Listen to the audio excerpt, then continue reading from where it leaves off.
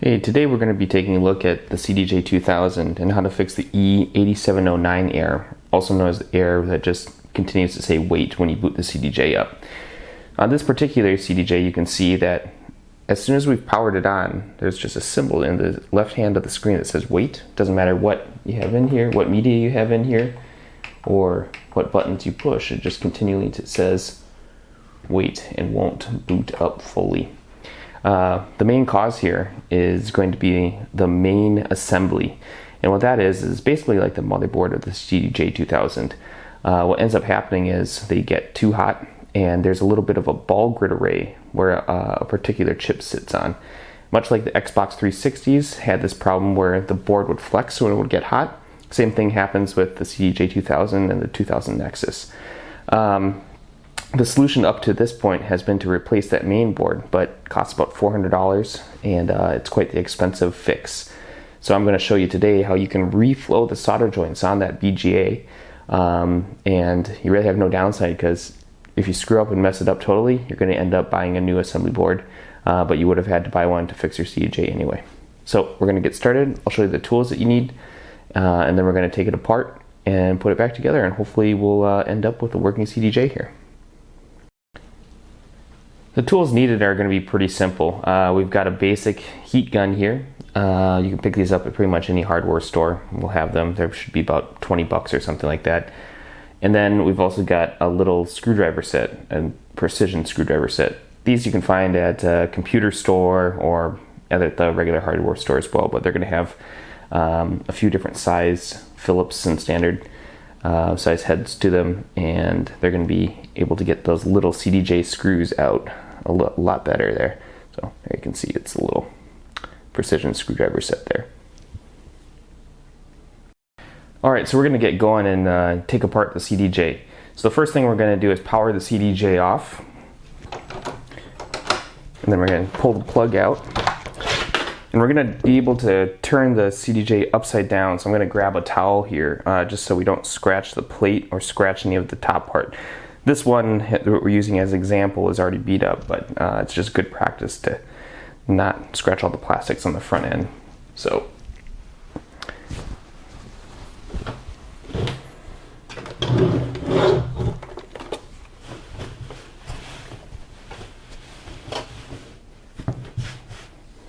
alright, so now we're going to turn the CDJ upside down, and I'll show you where the screws are that you need to take out. So they're going to be 3 on the bottom here. 1, 2, 3. Then I'm going to flip it around. So this is the top now.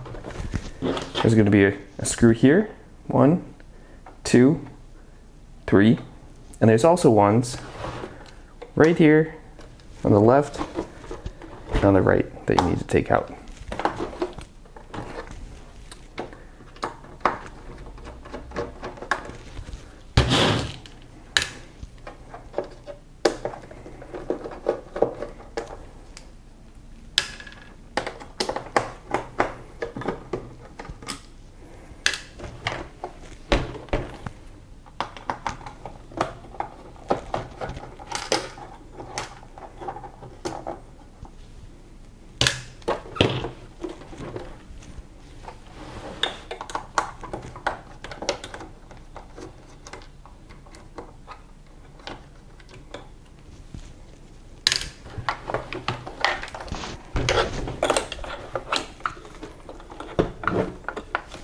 Try to do this so you can see here, but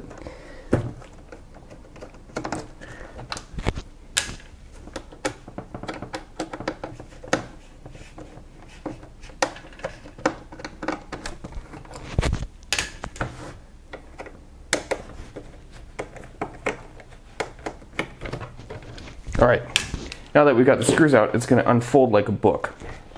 So what we're going to do,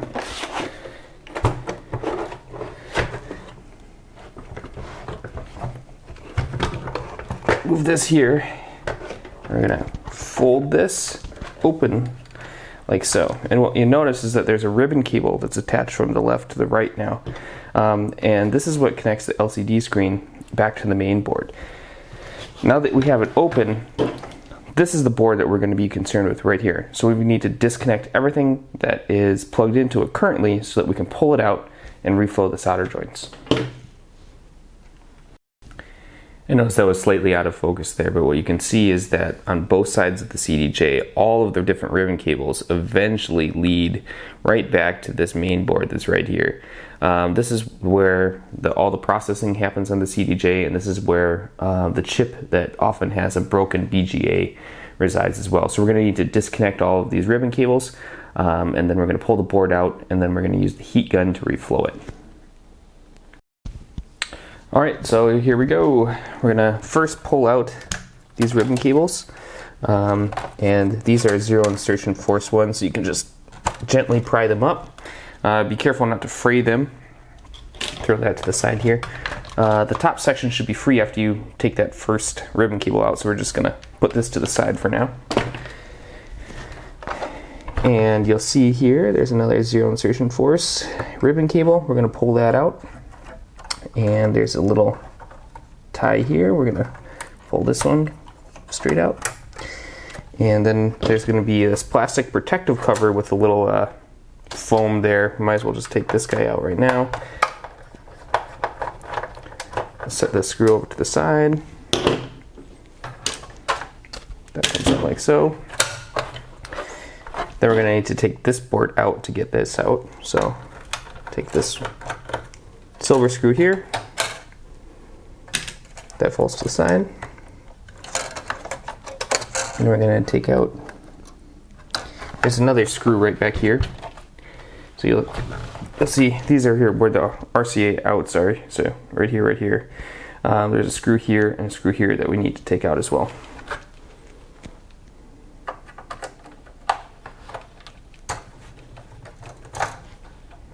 There's one there.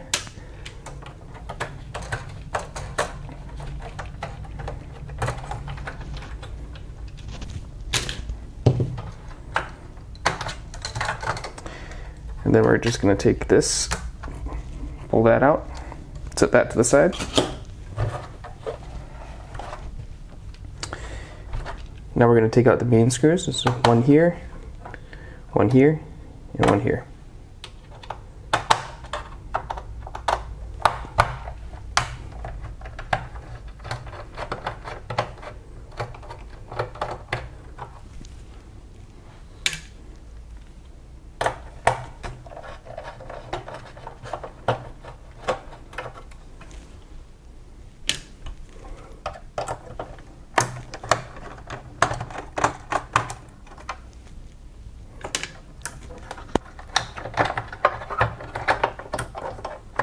Alright, so I don't know if you can see this, but what you'll find is that there are ribbon cables that are attached on the bottom as well. There's going to be two of them, and one is an actual connector and another is a zero insertion force one.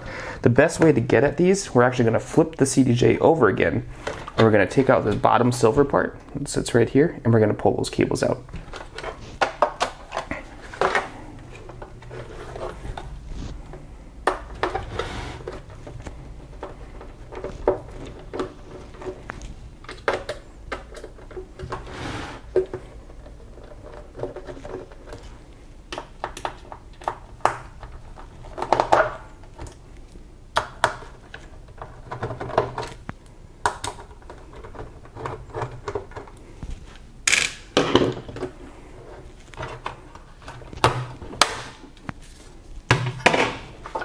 Alright, so here, this is the ribbon cable that connects to the main board, and here's the power cord.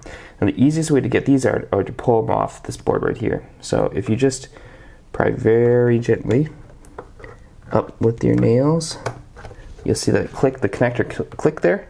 Then you can slide this part out just like so. And there's this another ribbon cable here, and you can pry that up a little bit. Try not to pull them too hard by the actual cords themselves, because then they can come out of the connector.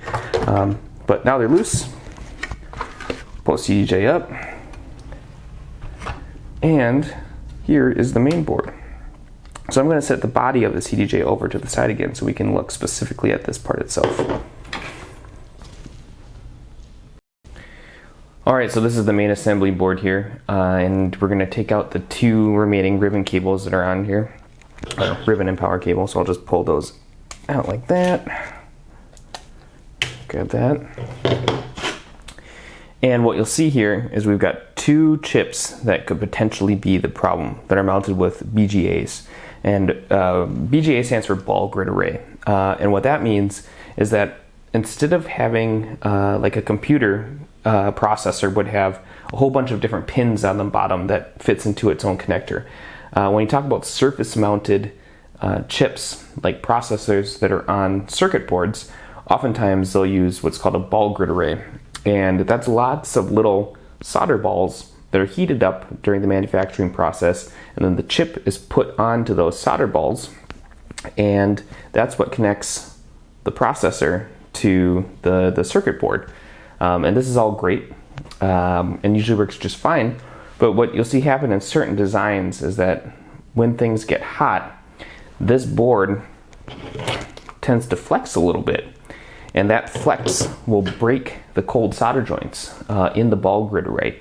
This is like identical to the stuff that happened with the Xbox 360s and the red ring of death, or whatever you want to call it. But oftentimes when we see this error with the CDJ 2000s, it's because they've been in road cases, or they've been playing on a stage in like the sun or hot weather, or in a hot club where they don't get a lot of breathing room, and the board, when it gets heated up, will flex a little bit, and then you turn the CDJ off, it cools down, and this process of heating up, cooling down, eventually cracks one of the solder joints on one of those chips, and then that's where you get the weight error, because the actual processor isn't connected to the circuit board anymore, so it doesn't know what to do when it boots up. So there's two problematic ones. One is going to be this guy right here, and what this does, this is like this guy right here. That controls like the USB ports, the Ethernet port. It has all the different input outputs is what that chip does. And then we're going to flip it over to the other side, and you'll see that this is a Texas Instruments. It's like a processor, and that controls pretty much the rest of the functions. It's a DSP chip, and it's going to output what's on the, your drive or whatever media, and put that out into sound. So both of these are mounted, surface mounted BGAs, and so we're going to reflow both of them, give them a little time in between, and then hopefully when we put it back together, everything is going to work just fine. All right, let me talk to you a little bit about what we're going to be doing. We're going to take this heat gun, we're going to heat it up, let it get nice and hot, and then we're going to quickly heat up this chip right here. And what that's going to do is it's going to get it hot enough to melt those little hairline cracks that might be in the ball grid array, remelt them, and then we're going to let it cool down, and then we're going to flip the board over, and we're going to do the same thing to the Texas Instruments chip right there. Now, this is where it gets a little bit hairy. You can't heat it up too much, and you can't heat it up too little. And there's just kind of like a right amount, and I'll show you guys how you can measure that in a second here. But if you heat it up too much, what you'll have happen is all of the solder joints will run together, and then you're screwed, it doesn't work anymore. Or if you get the board too hot by itself, you'll see that there's little capacitors that are on the board. You'll pop those and they won't function correctly, and you'll need to resolder new ones there, and that's next to impossible unless you're pretty skilled at surface mount solder joints. So we're going to get going. We're going to heat the heat gun up, and then we're going to quickly move it over the chips, let it cool down, flip it over. So we'll get going in a second here. Alright, so I've just got a generic brand heat gun. It's nothing special. It's cheap at the hardware store. Works quite well for this kind of stuff. What we're going to do, we're going to turn this on. This one's got two settings. It's got low and high. We're going to turn this on high. We're going to let this get nice and hot. And then we're going to apply it for about 30 seconds to this chip. We're going to let it cool down, flip it over, do the same thing. So I'm going to start with this one right here. So we're going to turn it on high, and we're going to let it get hot.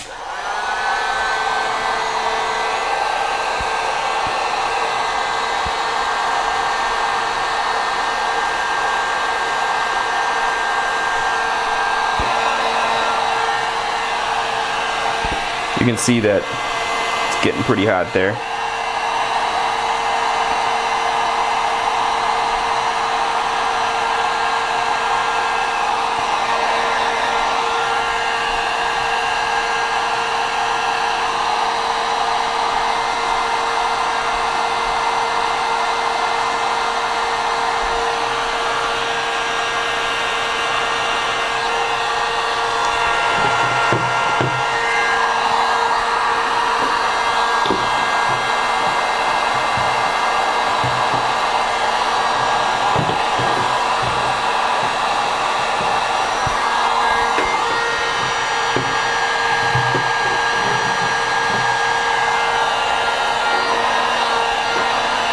Alright, so it's pretty hot now.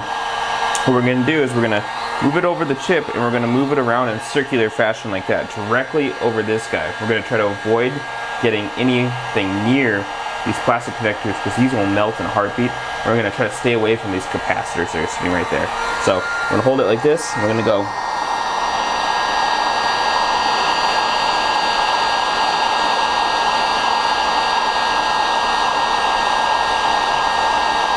Alright, you can give it a second, take it off.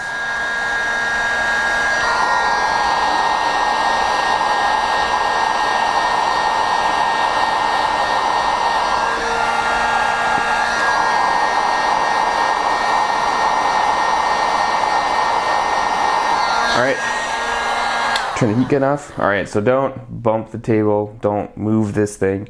Let this cool down for like 5 minutes. We're going to come back after this is nice and cool. We're going to flip the board over. We're going to do the same thing to the chip that was on the other side. And then we're going to reassemble it and see if it works. Alright, one thing I forgot to mention last time, and I'll talk about this as the heat gun heats up, is that less with the heat gun is always more. And what I mean by that is that you can always pull this board back out. Yes, it's more of a pain in the ass to do so, but instead of risking melting something together, do it for a little while. You know, heat the chip up for a little bit. You know, let it cool down, flip it, and repeat this process as necessary. But you want to do your best job, because if you break it, you have to buy a new main board, and no one ever wants to do that. So heat it up for a little while, put it back together. If it doesn't work, do it again. Do it for a little bit longer, but you'll eventually get the hang of it.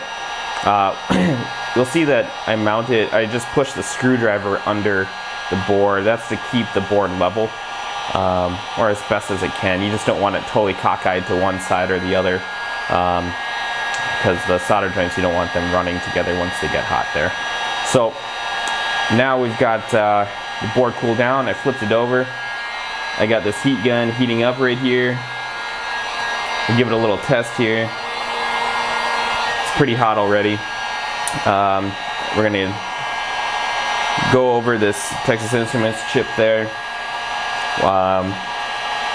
Heat it up for a little bit, let it cool down, and then we're going to reassemble the CDJ and see what we can find out. So, alright.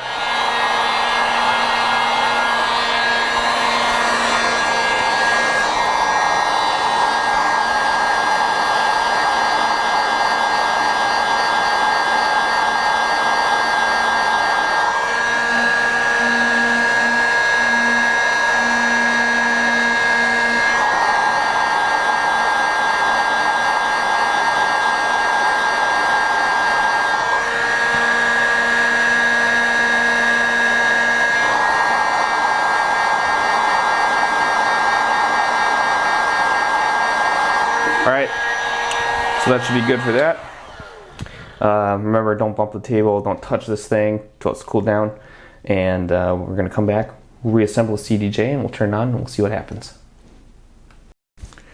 Alright, so we've got the board all cooled down now. We're going to put the ribbon cables back in and put the CDJ back together here. So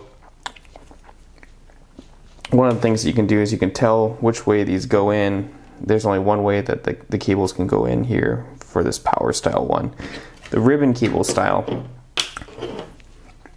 you can always tell which way they go in because there's one, you can see where the contacts are inside of the 0 and portion here. So we're going to put these back together, we're going to flip this back in, and then we're going to put the top of the CDJ back together.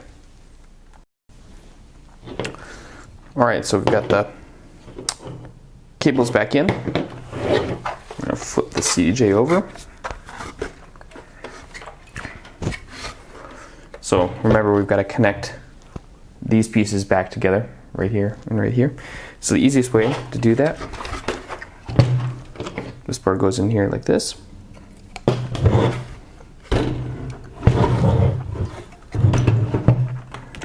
just going to drop these through.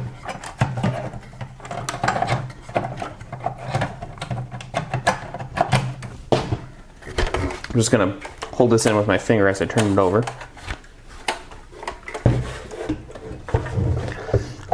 Then I'm gonna plug the power cable back in.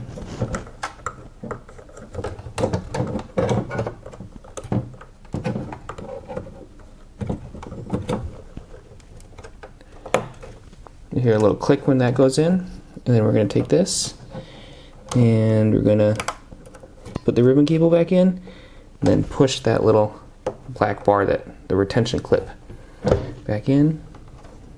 Looks pretty even. Just double check that here. Yep, it's in there. Alrighty. So that's done. Now we're gonna flip this back over.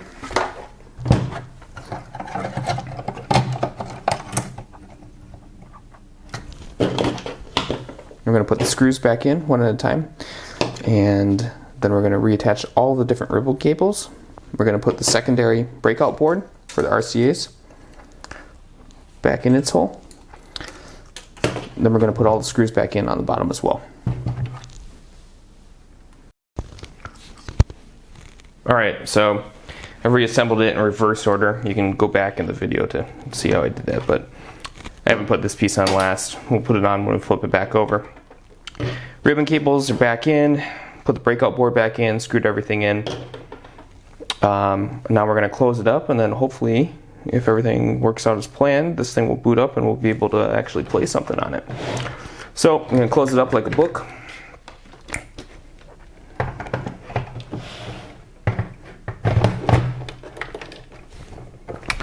And before we put all the screws back in, we might as well plug her in and see if we can get something to play here. So let me grab the power cord.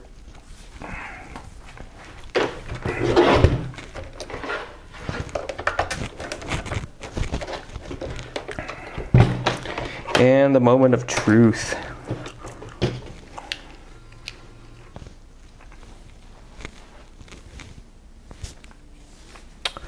Perfect. I'll plug the USB in. And finally, we've got something playing. Nice. So, as you can see here, completely unusable CDJ that was not working before with the 8709 air, and the loading air, the waiting, loading, whatever you want to call it, is now fixed. So I'm going to finish this CDJ up. I'm going to put this piece back in, put all of the case screws back in, and away we go. So pretty good, not bad for about a half an hour's worth of work. Saved you about $400 there.